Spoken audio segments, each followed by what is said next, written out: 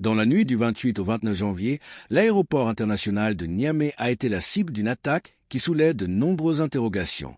Alors que les enquêtes sont toujours en cours, les premières informations divulguées par les autorités nigériennes évoquent l'arrestation ou la neutralisation de plusieurs assaillants, dont un ressortissant étranger, ainsi que l'exploitation d'éléments numériques susceptibles d'éclairer les réseaux impliqués. Qui étaient réellement les auteurs de cette attaque? Agissaient-ils seuls ou pour le compte de commanditaires plus larges? Quelles implications sécuritaires et géopolitiques pour le Niger et la sous-région? Autant de questions que nos analystes vont examiner dans ce débat. N'oublie pas de liker, t'abonner et activer la cloche de notification pour rester informé de l'actualité africaine. En fait, il faut dire que le terrorisme au Sahel a plusieurs visages aujourd'hui. Que ce soit des visages blancs ou des visages noirs, de blancs plutôt à la peau noire, ils sont nombreux. Et c'est une foultitude de mercenaires qui sévissent et qui sont à la solde, bien sûr, de sponsors et d'impérialistes qui veulent prendre le contrôle, pas que du Sahel, mais de toute la sous-région, de toute la zone du golfe du Bénin. Donc, comme l'a révélé la télévision nigérienne, parmi les assaillants et les mercenaires tués se trouve un blanc.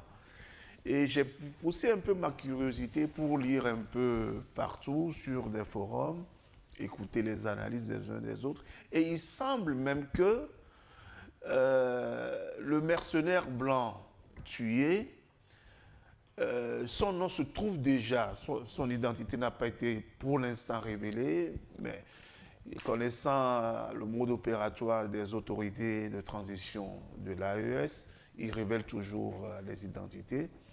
Il semble même que son nom se trouve dans la base de données déjà du Niger. Comme un groupe, comme un formateur des groupes terroristes. Comme un formateur des groupes. Depuis une dizaine d'années. Depuis une dizaine d'années, donc comme un formateur. Donc son nom se trouve déjà dans la base de données des services de renseignement du Niger et qu'il est déjà recherché. Et il semble également que son téléphone était sur lui. L'appareil qu'il utilise pour communiquer était sur lui lorsqu'il a été abattu. Et cet appareil mobile, certainement, va beaucoup parler de ses liaisons, de ses relations et autres. Et en dehors de ce blanc qui est tué, on a constaté quand même qu'il y a beaucoup de noirs, comme je le disais tout à l'heure, mais des noirs, des blancs à la peau noire. C'est-à-dire que ce ne sont pas des gens qui agissent de leur propre chef, mais qui reçoivent des ordres. Parce que le terrorisme aujourd'hui, ou bien le mercenariat aujourd'hui, comme on l'a connu dans les années 70-80 avec Bob Denard, ne se présente pas sous cette forme aujourd'hui.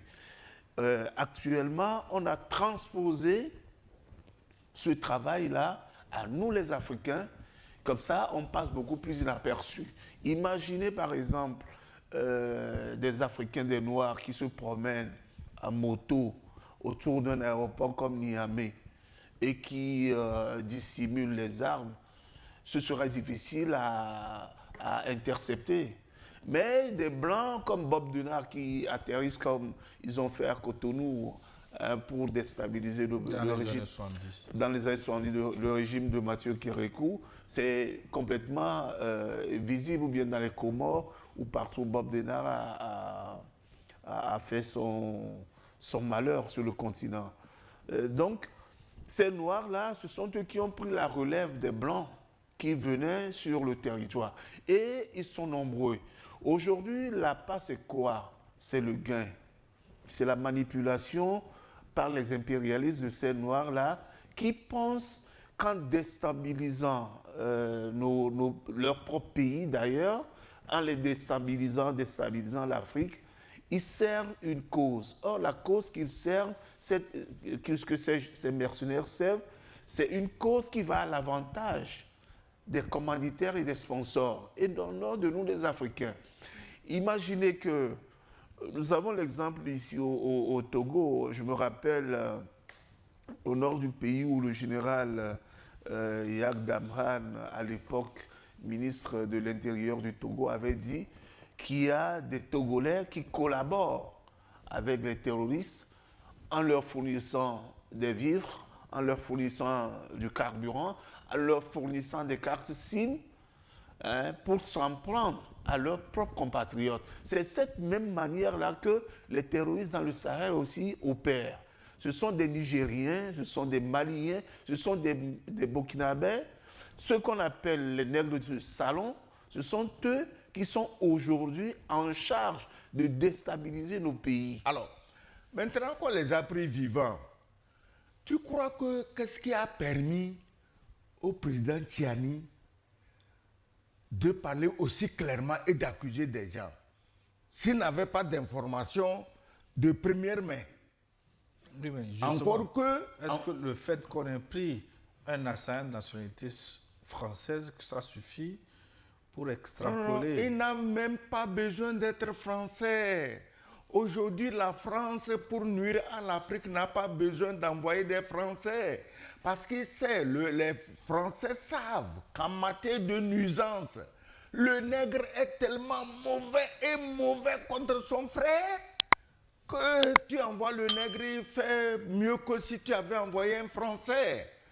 Alors, donc, on n'avait pas besoin de prendre un Français pour avoir les informations. Dès qu'on a pris des gens vivants, mais ils vont dire quand même d'où ils viennent, qui les a envoyés.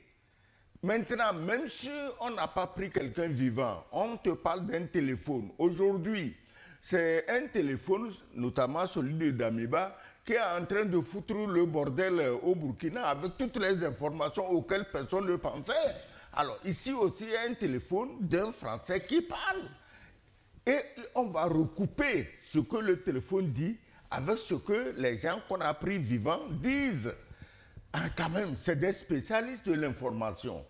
Je crois que le président Tiani du Niger nous a prouvé à maintes reprises qu'en matière d'information, il n'a pas de leçon à recevoir de qui que ce soit. Il sait de quoi il parle.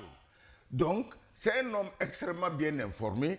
On a pris des gens vivants, on a pris des téléphones et on recoupe les informations. Alors, le président Tiani, s'il a parlé, c'est sûr qu'il est au courant de quelque chose. Alors, sur les commanditaires, comme vous le dites, le général Tiani a explicitement nommé les présidents Macron, Talon, Ouattara comme sponsors. Ce que je voudrais vous demander, sur quels éléments matériels l'enquête se base-t-elle pour étayer ces accusations qui sont quand même graves, hein? Oui. Est-ce que, personnellement, moi, je n'aurais même pas cité Talon et Ouattara. C'est des nègres, c'est des esclaves. Quand ils voient un blanc, c'est comme ça. C'est Talon, c'est Macron. Macron a noyé la France. Il a réduit la France et les Français à la misère. Il a pris le fleuron de l'industrie française pour donner à ses amis américains. Et il croyait en faisant ça, je l'ai déjà dit ici, venir chez les nègres, ramasser directement, gratuitement les richesses pour aller s'empiffrer là-bas. Non, ça n'a pas marché comme ça. Les nègres disent désormais nos biens, c'est nos biens. Alors, pourquoi ne pas le citer? Est-ce que Macron se cache? Maintenant, les gens s'offusquent qu'on ait cité nommément 2 chefs d'État de la sous-région. Mais attendez, c'est pas devant l'actualité aussi brûlante soit-elle, on ne peut pas perdre la mémoire. Le général Tiani n'a pas perdu la mémoire. Les Nigériens n'ont pas perdu la mémoire. Les Ivoiriens, les Togolais, les Ghanéens, les Béninois, même les Nigériens là-bas, nous sommes dans la région, nous sommes concernés, on n'a pas perdu la mémoire. Parce que Tiani n'a pas oublié et il n'oubliera pas que le Bénin, notamment le président du Bénin, en son temps avait dit on va attaquer, on a épuisé toutes les voies de recours, on va aller attaquer. On lui a promis l'attaque. Est-ce qu'on est sorti un jour pour dire que nous avons renoncé à notre envie d'attaquer? Non. L'autre, Lui n'a même, au moins, Talon, lui, l'a parlé, hein, et on n'a pas vu un soldat. Mais l'autre, lui, il avait 850 soldats, avec beaucoup d'argent et beaucoup de nourriture. Allez, on va aller envahir le Niger. Mais qu'est-ce qui vous étonne qu'on les cite aujourd'hui? Tu m'as dit clairement que tu veux ma tête. Maintenant, je suis menacé, je te cite, et les gens s'offusquent. Au terme de ce débat, une chose demeure certaine. L'attaque de l'aéroport de Niamey dépasse le simple fait divers sécuritaire. Elle pose des questions majeures sur les menaces hybrides, les réseaux transnationaux et les enjeux de souveraineté dans un contexte régional déjà fragile. Si les enquêtes devront établir les faits avec rigueur, le rôle de l'analyse reste essentiel pour comprendre les dynamiques à l'œuvre, sans précipitation ni manipulation. Merci d'avoir suivi cette discussion. N'hésite pas à partager la vidéo, à donner ton avis en commentaire et à t'abonner pour ne manquer aucun de nos prochains décryptages. À bientôt.